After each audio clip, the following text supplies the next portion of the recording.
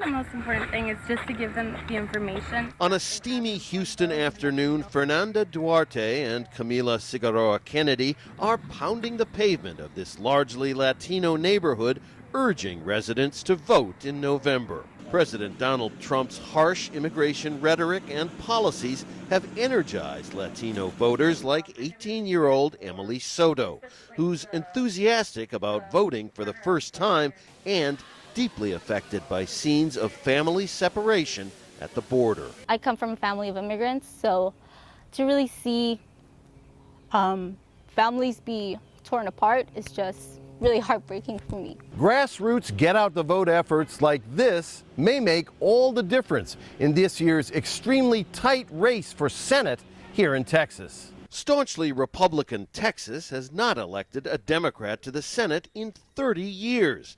But liberal Democratic Congressman Beto O'Rourke is now running fewer than 4 percentage points behind incumbent Republican Senator Ted Cruz. We need to bring people out of the shadows, allow them to get right by law, and yes, there should be an earned path to citizenship. My views on immigration are simple, and I've summed them up many times in just 4 words.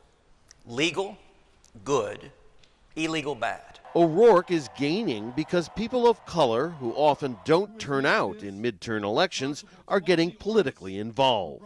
You see more enthusiasm of people who traditionally did not vote. Houston is the most diverse city in the U.S., and nearly a quarter of all people here are foreign-born. You can see that on the streets and in the kitchens. The city is a polyglot, polychrome picture postcard of a future U.S. when people of color become the majority a few decades from now. But this is not a good time to be an immigrant in Houston, says immigrants' rights legal advocate Tatiana Obando.